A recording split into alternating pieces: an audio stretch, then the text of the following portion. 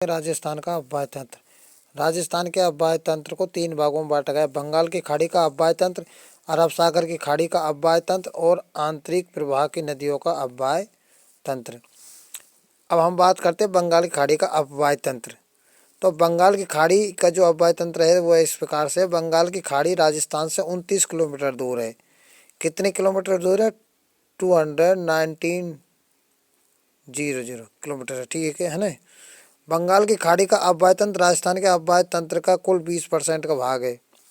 बंगाल की खाड़ी में गिरने वाली नदियाँ इस प्रकार से हैं: बनास, बेडच, बाणगंगा, कोटारी, खारी, गंभीरी, चंबल, पार्वती, काली सिंध। ठीक है, ये 9 नदियाँ है ऐसी है जो बंगाल की खाड़ी का अपवाय तंत्र यानी बंगाल की खाड़ी में गिरती है।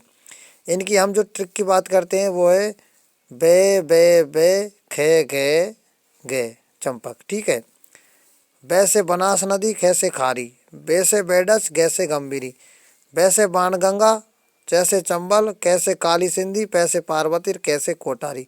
ठीक है, हम इनके उद्गम स्थल की बात करते हैं। तो बनास नदी का जो उद्गम स्थल है वो खमनोर के फाड़िया राजसमंद से है।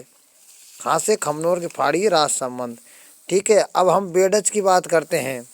तो बेडच का जो उद्गम स्थल है गोगुंदा की फाड़िया जिला उदयपुर से होता है। तीसरे नंबर पर आ जाती है बाणगंगा।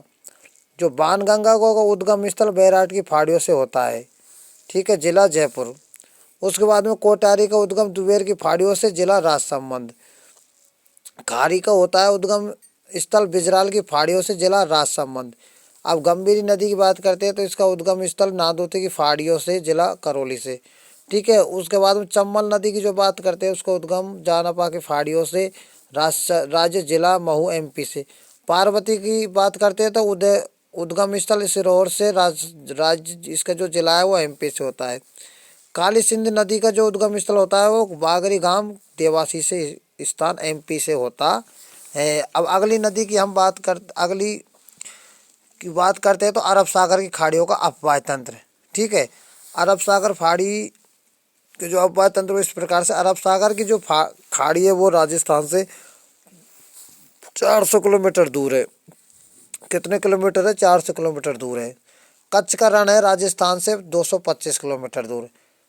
खाड़ी राजस्थान से 400 किलोमीटर दूर है। कच्छ का रण 225 किलोमीटर दूर है। ठीक है, खम्पात की खाड़ी राजस्थान से 275 किलोमीटर दूर है। ठीक है, उसके बाद में अरब सागर की खाड़ी का जो अपवाय तंत्र है वो राजस्थान के कुल अपवाय तंत्र का कितना भाग है? लगभग में 19.5%। ठीक है, 19.5%। अरब सागर में गिरने वाली जो नदियों का 2 भाग है वो कच्छ के रण में अपना जल छोड़ती है, नंबर 1, जिनमें नदी आती है लूनी, पश्चिम बनास। दूसरी खम्पात की खाड़ी में जल छोड़ती है, साबरमती और माही।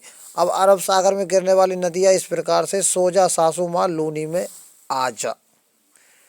क्या ट्रिक है? सोजा, सासुमा, लूनी में आज। ठीक है, अब सो से बन जाएगा सोम, जा से जाकम, सा से साबरमती, सू से सूकड़ी।